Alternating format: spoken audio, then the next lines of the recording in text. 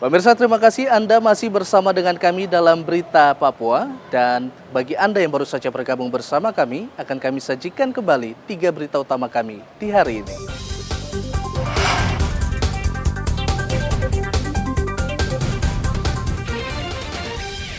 Polda Papua umumkan 106 DPO pelaku teror penembakan di Papua. Polisi di Manokwari kesulitan menangkap penembak warga di Kampung Mandopi, Manokwari, 23 November tahun lalu.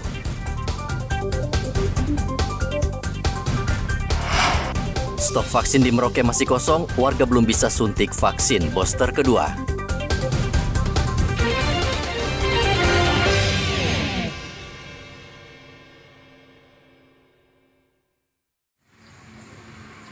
Ketersediaan vaksin COVID-19 di Merauke saat ini masih kosong, sehingga sejumlah fasilitas kesehatan belum bisa memberikan pelayanan vaksinasi.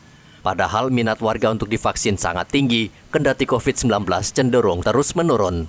Kepala Dinas Kesehatan Merauke Dr. Neville Muskita mengatakan, kekosongan vaksin ini juga terjadi di tingkat provinsi. Dan hal tersebut terkait dengan kewenangan administrasi, karena Merauke sudah menjadi daerah otonomi baru. Tergantung dengan stok vaksin yang ada di provinsi.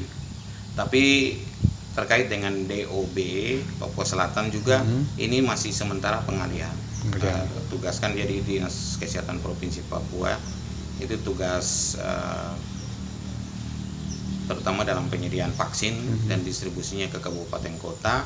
Ini nanti dalam masa transisi ya akan serahkan kepada Dinas Kesehatan Provinsi Papua Selatan. Kami sudah koordinasi dengan Dinas Kesehatan Provinsi Papua Selatan, bukan hanya terkait vaksin COVID saja, juga vaksin rutin. Jadi Ibu PLTK Dinkes Provinsi juga sudah berkoordinasi dengan Kepala Dinas Provinsi Papua. Ya, pada prinsipnya sambil menyiapkan infrastruktur oleh Dinas Kesehatan Provinsi Papua Selatan, tetap akan bisa dilayani oleh Provinsi Papua, cuma biaya kirim itu akan menjadi tanggung jawab Dinas Provinsi Papua Selatan. Nah, itu sudah kami koordinasikan dengan Ibu PLTK. Pemerintah resmi mewajibkan warga untuk vaksinasi booster kedua sejak 24 Januari lalu. Muhammad Ridwan melaporkan dari Merauke, Papua Selatan.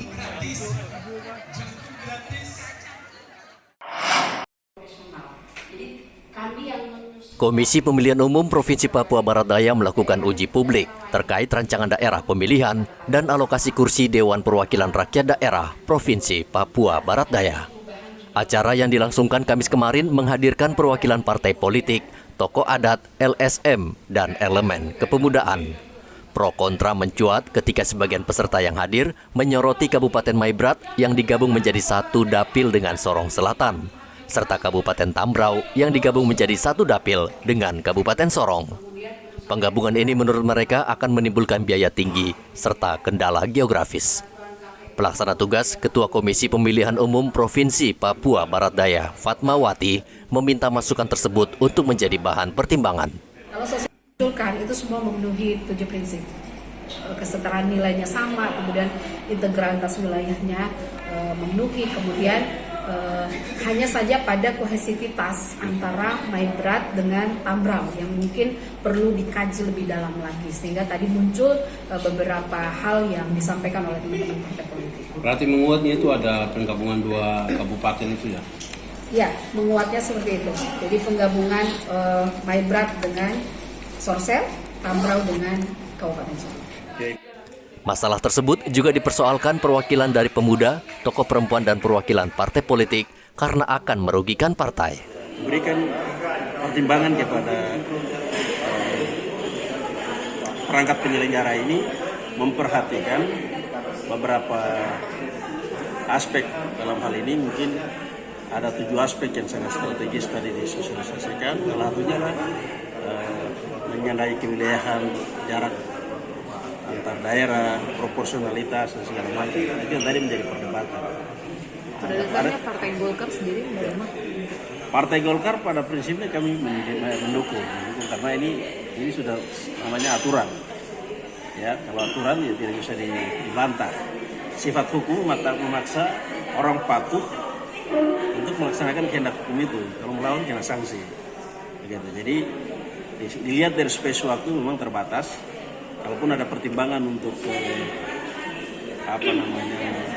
perubahan lampiran 4 dari Perpu nomor 7 ini sedapat-dapatnya di follow up mungkin melalui PKPU. Partai politik artinya ini sebuah keputusan politik yang sudah diambil oleh lembaga politik dalam hal ini Komisi 2 yang representasi juga daripada partai politik. Cuma kami berharap bahwa sebelum keputusan atau pengambilan penetapan regulasi dari KPU itu ditetapkan dulu dan dibicarakan sama-sama dengan KPU yang ada di Provinsi Papua Barat maupun Papua Daya. Baru kita tetapkan secara bersama. Nah, yang dilakukan ini kan ditetapkan dulu, baru datang lakukan di publik atau katakanlah sosialisasi. Apa yang dilakukan ini adalah bagian dari poin-poin yang dilakukan oleh KPU untuk bagaimana sosialisasi tentang hasil keputusan tentang PKPU, Perpu, tentang Perpu ini, tentang penetapan KPU.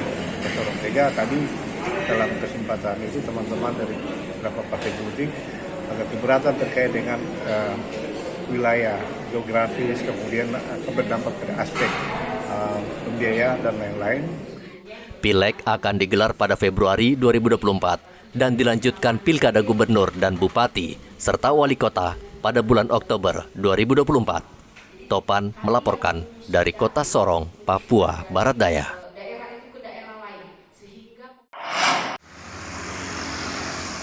Bupati Merauke Romanus Mbaraka meminta semua ASN yang akan pindah ke Provinsi Papua Selatan agar mengikuti aturan yang berlaku. Menurutnya sejumlah ASN yang pindah saat ini sudah mulai bekerja. Saat ini ada sekitar 200 ASN di lingkungan Pemkab Merauke yang sudah mengajukan pindah ke Pemprov Papua Selatan, namun sebagian sudah bekerja. Saya ingatkan kembali untuk bagaimana mereka taat kepada kode etik kepegawaian. Unsur kepegawaian ini diperhatikan sehingga ketika proses mutasi mereka ke pemerintah provinsi Papua Selatan ini betul sesuai dengan prosedur yang berlaku. Misalnya mereka yang sekarang sudah jadi PLT, maka dengan demikian karena sudah tidak efektif di pemerintah Kabupaten Merauke, mau tidak mau secara kepegawaian harus hak-hak mereka misalnya tukin, tunjangan kinerja terpaksa harus kita putuskan gitu. Nah, ini yang saya jelaskan secara teknis. Lalu misalnya aset pegawai yang punya kendaraannya adalah sumber dari APBD Merauke pasti ditarik kembali. Nah, ini jangan sampai orang pikir ini semau perut dilakukan. Nah, ini tidak benar. Jadi biar semuanya sepaham bahwa ini sesuai aturan. Karena KPKLN juga lagi menyeleksi apa yang sedang berkaitan dengan aset kita, aset bergerak maupun aset tetap. Pemprov Papua Selatan membutuhkan ratusan ASN untuk menjalankan roda pemerintahan. Sebagian besar ASN yang akan bertugas di provinsi baru itu pindahan dari provinsi induk. Muhammad Ridwan melaporkan dari Merauke, Papua Selatan.